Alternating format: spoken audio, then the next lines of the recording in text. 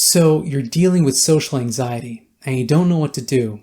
Well, as someone who has dealt with social anxiety as a kid and has somewhat overcome it as an adult, I have 10 tips on how to do it. Well, let's get into it.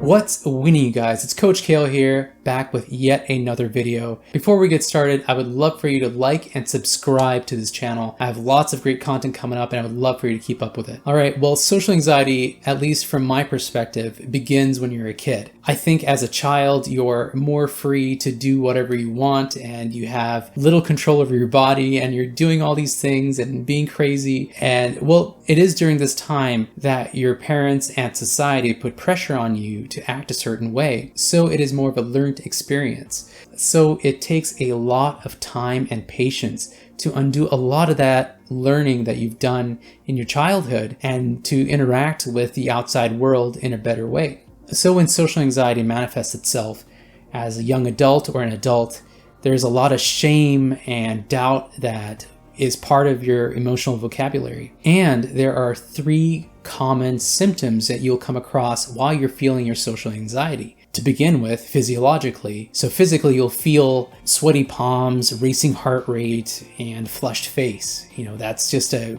kind of a physical attribute that you get when you have that kind of anxiety. The second symptom is cognitive. So you'll have a lot of self-doubt, negative thoughts, or false predictions. These are just stories that we tell ourselves that negatively affect us even before we actually interact with people. The third symptom is behavioral.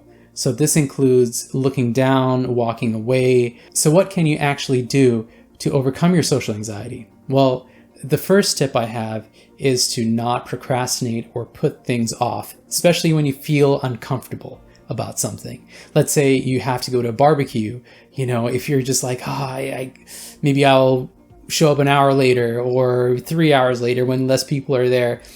It's best to do a bit of shock therapy and to kind of thrust yourself into the deep end because you'll have to adapt to the situation at hand. So tip number 2 is to do systematic graduated exposure. What does that mean? Well, you can work with a therapist to come up with a system where you spend 5 minutes at a social function or a bar or, then gradually turn that into 10 minutes, 15 minutes, 20 minutes, and so on and so forth. So you can get that exposure in very small chunks. So it depends on how bad your social anxiety is, but that seems to be the best way for someone who has severe social anxiety. The third thing you can do is cognitive restructuring. So cognitive restructuring is when you question your thoughts. Let's say you're trying to do a presentation and you're feeling like, oh man, I'm just going to make a complete fool out of myself in this situation. This is going to be so bad for me.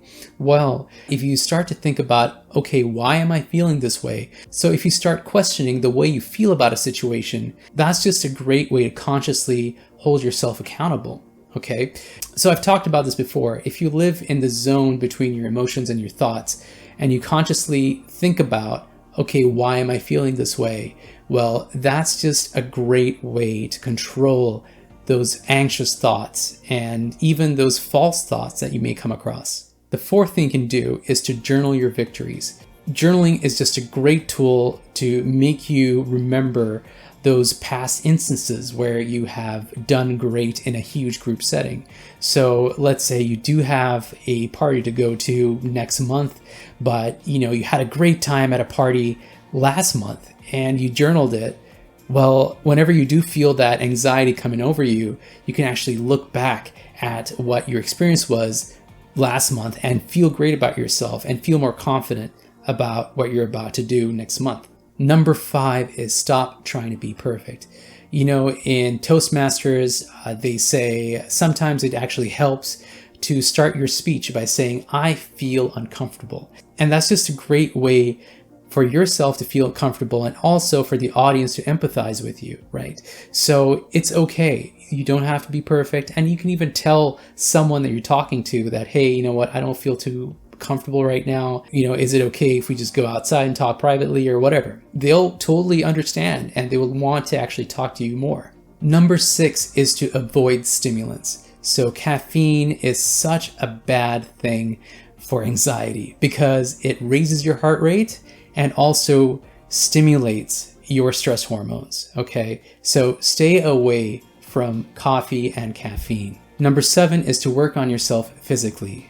Guess what? When you look good, your confidence is up and you'll be more open to having conversations with complete strangers. Also, you'll have endorphins pumping through your body, and those feel-good hormones will make you feel amazing. Exercise is a great tool to reduce stress and anxiety. Tip number 8 is to surround yourself with positive people. You'll be surprised that if you surround yourself with negative people, all that negative energy will build up in your system and you will start questioning everything you do. So it's really great to have really positive friends around you. Tip number 9 is to volunteer and to sign up for group activities. This is just a great way to meet like-minded people who are usually kind, especially, with volunteers. Every volunteer gig I've done, people are there to do good things. And so they are there with an open heart and they're more than willing to talk to you and to have a good time. So it's a great way to talk to people in a safe space. Okay, tip number 10. It's a bit of a danger zone for some people because it depends on how comfortable you feel, but go somewhere completely new and engage with strangers, okay? I know it sounds pretty overwhelming, but I've dealt with this kind of thing in the past where I've gone on a trip and done things like a pub crawl or gone out for drinks by myself, to a pub or something.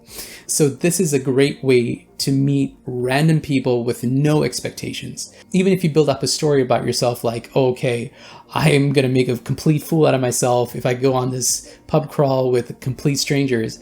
Well, you know what? It doesn't matter because you'll never meet these people again, right? So it's just a one and done kind of situation. And maybe if you relax a little bit, you'll have a lot of fun too. So I hope these tips have helped you because I have combined psychology and my own lived experience. I've also included some contact information for mental health professionals in the United States and Canada below.